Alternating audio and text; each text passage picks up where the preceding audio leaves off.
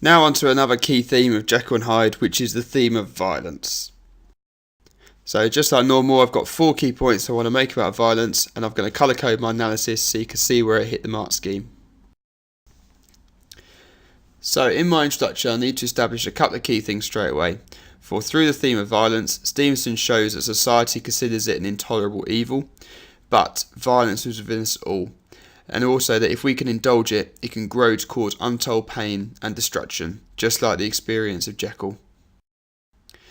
Now, in the question about violence, there's 4 points I want to make. First of all, that Hyde lacks empathy and tolerance, and so is naturally violent, and I've got the quote trampled calmly for this. Then I've got Hyde's impulsiveness and freedom gives him power and strength, and I've got the quote damn Juggernaut for that, so his use of violence is giving him power as he moves through the novel. Then I'd look at Hyde's violence being a result of anger and Darwinism, so looking at how he can justify his violence and the reasons for it, and his quote is ape like fury.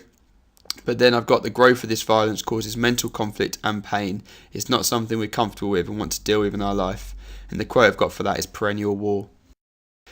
So paragraph 1, I've got trampled calmly. So Hyde lacks empathy and tolerance, so he is naturally violent. This quote refers to the chapter 1 when he is trampling on the little girl.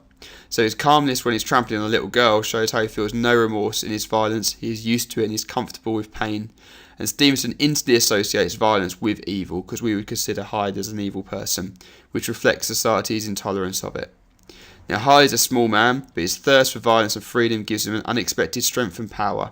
So Stevenson shows how hate and passion has more strength than physical power and can drive our use of violence.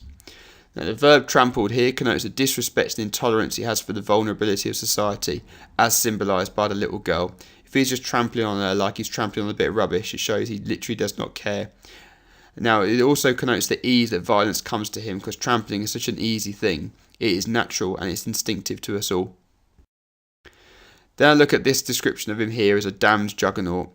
So Hyde's impulsiveness and freedom gives him power and strength. Regardless of his victim, his characteristics that we define as evil allow him to destroy her. Now, damned suggests the intolerance of these actions driven by society's Christian principles, which thereby reflects the clash between scientific progress, Hyde, and religious views, society. Religion will not accept what he is doing as a good thing.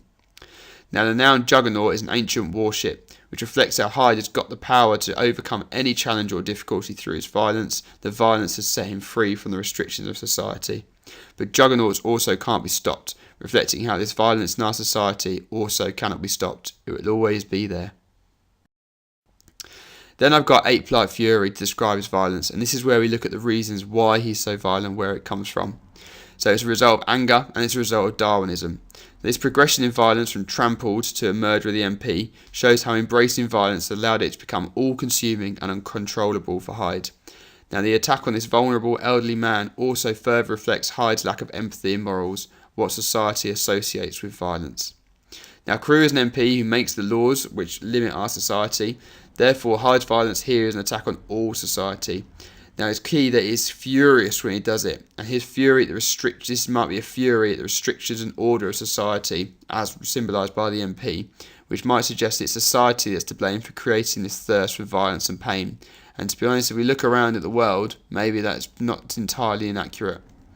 Now, the simile ape-like connotes to an animalistic wild attack, which reflects how society sees this violence as undignified and not befitting of humanity. However, ape also heavily alludes to Darwinism, which shows this is a violence of an unevolved man. It's instinctive and natural. This also shows the violence and this anger resides in us all. We just choose to control it, whereas Hyde does not.